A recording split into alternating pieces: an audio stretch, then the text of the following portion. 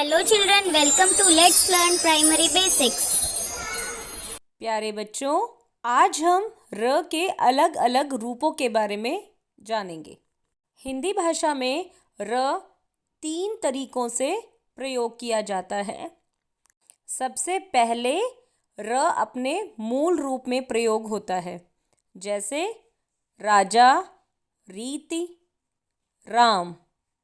दूसरा रूप है रेफ, जैसे कर्म, वर्षा आदि में इसका प्रयोग किया गया है। तीसरा रूप है पदेन, जैसे क्रम, प्रण आदि में इसका प्रयोग किया गया है। आज इस वीडियो में हम पदेन और उसके प्रयोग के बारे में जानेंगे।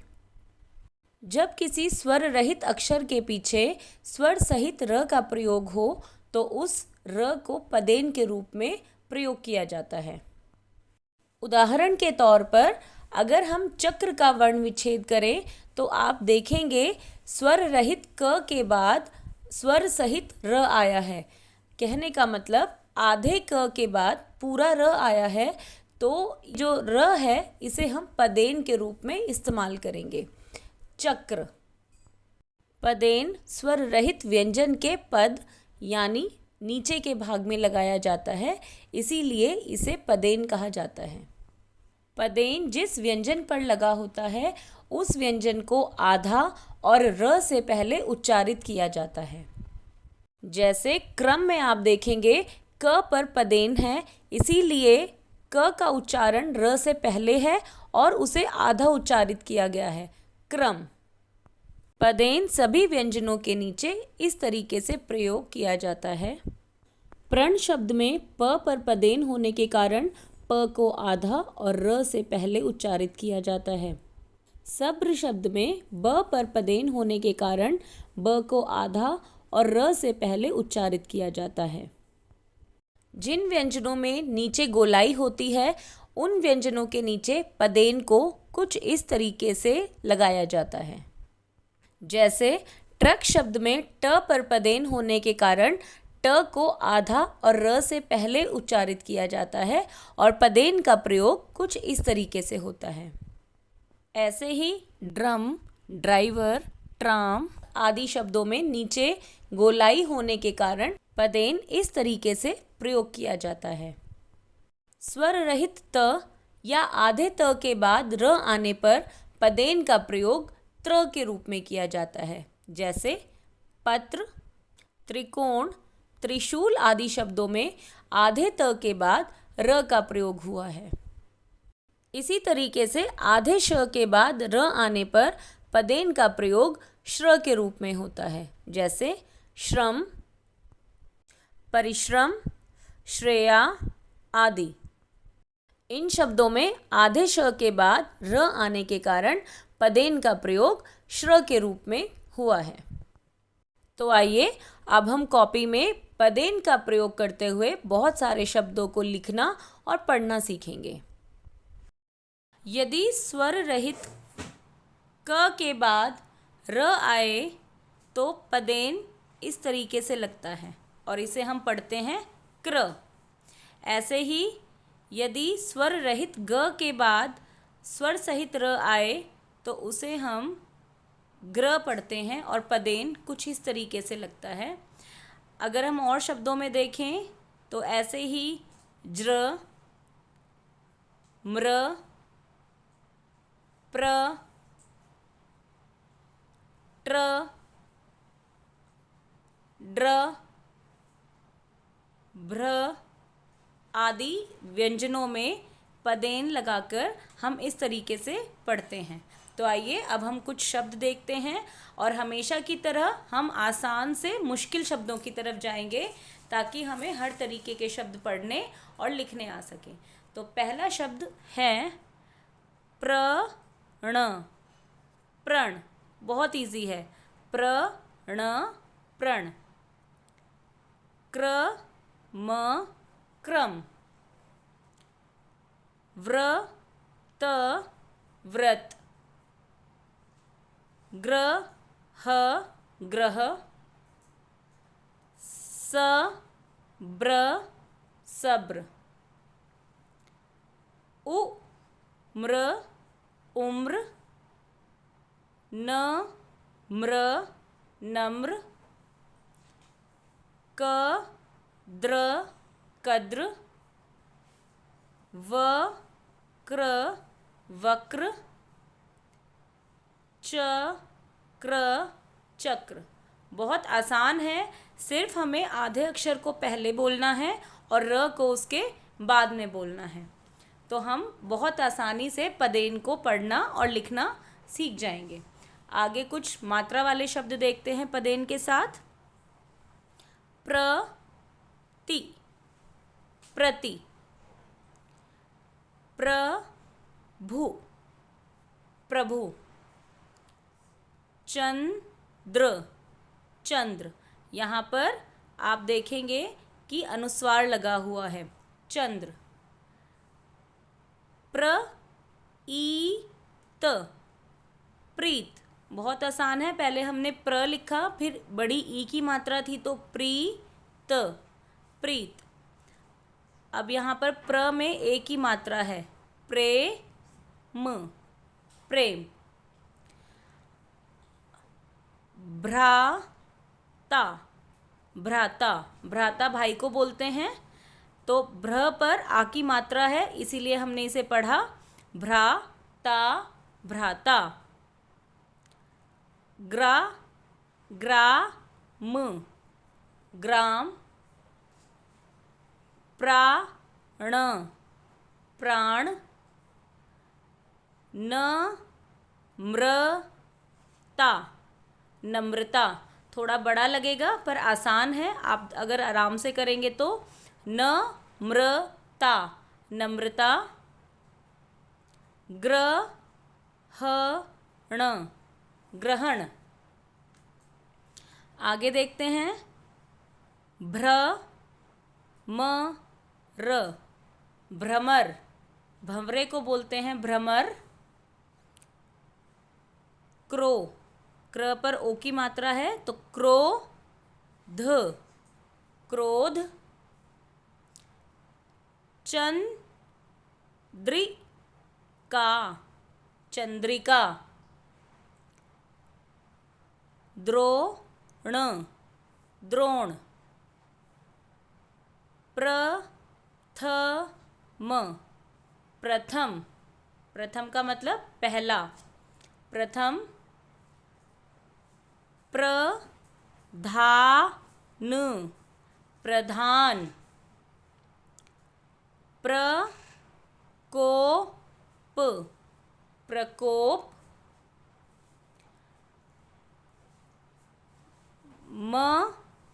मद्रास मद्रास। मात्रा लग रही है और कोई मुश्किल नहीं है, आराम से एक एक शब्द सोच कर लिखेंगे और सही जगह पर मात्रा लगाएंगे, बहुत आसान है।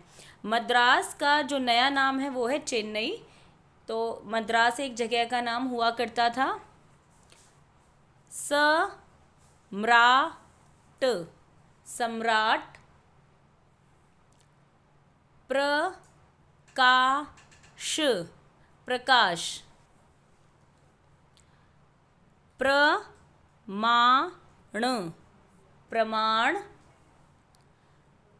प्रभाव प्रभाव। प्रमोद प्रमोद। प्रसाद प्रसाद। भ्रष्ट भ्रष्ट। आधा श आया है यहाँ पर, इसीलिए हमने पढ़ा है भ्रष्ट। आगे कुछ और शब्द हैं। क्रमिक क्रमिक। द्रव्य द्रव्य, व आधा है यहाँ पर, द्रव्य। सुभद्रा सुभद्रा। प्रमुख प्रमुख।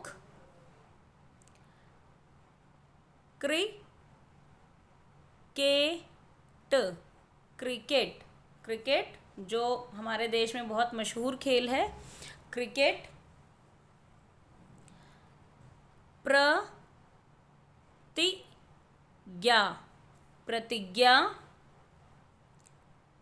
प्रयास, प्रयास, प्रयास का मतलब होता है कोशिश, और प्रयास करने से हम बहुत अच्छा कर पाते हैं। ग्रास, ग्रास, ग्रास मतलब रोटी का टुकड़ा जो हम खाते हैं, कौर भी जिसे बोलते हैं। ताम्र, ताम्र, ताम्र तांबे को बोलते हैं। प्रांत, प्रांत, यहाँ पर भी ये अनुस्वार वाला शब्द है, प्रांत। थोड़े से अगर हम बड़े शब्द देखें इसमें तो मुश्किल नहीं है, बहुत आसानी से लिखेंगे। आप देखिए, प्रताप, प्रताप। गढ़, गढ़, प्रतापगढ़। प्रधान, प्रधान। मंत्री, मंत्री, तो ये हुआ प्रधानमंत्री। परिक्रमा, परिक्रमा, परिक्रमा मतलब चक्कर काटना, परिक्रमा। क्रिसमस, क्रिसमस, जो क्रिसमस डे बड़ा दिन आप मनाते हैं उसे ऐसे लिखते हैं, क्रिसमस। नवरात्र, नवरात्र, यहाँ पर त में र जुड़ा हुआ है, नवरात्र। आगे देखते हैं, जब स्वर रहित त यानी आधे त के बाद र आए तो पदेन कुछ इस तरीके से लगता है और वो बन जाता है त्र, जो कि एक संयुक्त अक्षर भी है। त्र, इसे पढ़ते हैं आधा त और र, त्र। इसके कुछ शब्द हम देखते हैं। पत्र, पत्र। चित्र, चित्र। क्षेत्र, क्षेत्र। एकत्र, एकत्र। छात्र, छात्र। छात्रा, छात्रा। नेत्र, नेत्र। त्रिशूल, त्रिशूल। पवित्र, पवित्र। रात्रि, रात्रि यानी रात को हम बोलते हैं रात्रि। और त्र का एक बड़ा सा शब्द लिखते हैं, क्षेत्रफल, क्षेत्रफल। इसी तरीके से यदि आधे श यानी स्वर रहित श के साथ र आए, स्वर रहित श यानी आधे श के बाद र आए तो पदेन कुछ इस तरीके से लगकर श्र बन जाता है। ये भी एक संयुक्त अक्षर है, श्र। इसके कुछ शब्द देखते हैं। श्रम, परिश्रम, परिश्रम मतलब मेहनत, मेहनत करने से आप ज़रूर कुछ बनेंगे। श्रेय, श्रेय। अश्रु, अश्रु। मिश्रा, मिश्रा। श्रवण, श्रवण। श्रोता, श्रोता। श्रुतलेख, श्रुतलेख। श्रमिक, श्रमिक। ये सारे शब्द हैं जब श के बाद र आए, आधे श के बाद। अब हमने पढ़ा था कि नीचे से जो गोल बनावट वाले शब्द होते हैं, जो पाई रहित जो व्यंजन होते हैं, जैसे ट हुआ, छ हुआ, ड हुआ, ढ हुआ, इन पर पदेन कुछ इस तरीके से लगता है। ये भी पदेन ही होता है। कुछ इस तरीके से इन व्यंजनों पर पदेन लगता है। इनके कुछ शब्द देख लेते हैं। Drum, driver, driver, truck, truck, tram, tram, drama, drama, राष्ट्र, राष्ट्र, आधा श है, पूरा श नहीं है, इसीलिए इसे पढ़ेंगे राष्ट्र। और राष्ट्र से बनने वाले कुछ और शब्द देखते हैं। राष्ट्रीय, जैसे आपके राष्ट्र से जो संबंध रखता है उसे बोलते हैं राष्ट्रीय। राष्ट्रपति, राष्ट्रपति इंग्लिश में प्रेसिडेंट होते हैं। और राष्ट्रपिता हमारे देश के एक थे महात्मा गांधी जी, तो वो थे हमारे देश के राष्ट्रपिता, जिसे हम इस तरीके से लिखते हैं। अब कुछ और शब्द देखते हैं जिसमें आपको याद होगा हमने पदेन और रेफ, रेफ पढ़ा था, जो हम इस तरीके से लगाते हैं। ये हमने पढ़ा था पिछली वीडियो में। तो जिन शब्दों में पदेन और रेफ एक साथ आता है, पदेन और रेफ जिन शब्दों में एक साथ आता है, ऐसे कुछ शब्द लिखकर देखते हैं। देखिए, गलती हो गई, कार्यक्रम, कार्यक्रम, रेफ पहले बोला जाता है और पदेन बाद में बोला जाता है, तो इसे पढ़ेंगे हम कार्यक्रम, कार्यक्रम। ऐसे ही प्रार्थना, देखिए, प्रार्थना, प्रार्थना। आर्द्रता, अब आप देखेंगे द पर रेफ भी है, पदेन भी है, तो पहले रेफ बोला जाएगा और द के बाद पदेन बोला जाएगा। इसे पढ़ेंगे आर्द्रता, आर्द्रता। प्रार्थी, देखिए, प्रार्थी, ये र पहले बोला जाएगा थ से, प्रार्थी।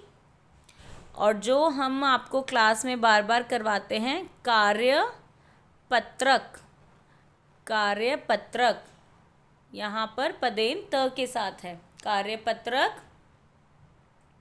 और थोड़ा सा बड़ा शब्द है लेकिन बड़ा अच्छा है, आपको आना चाहिए, पुनर, पुनर, प्रस्तुतिकरण,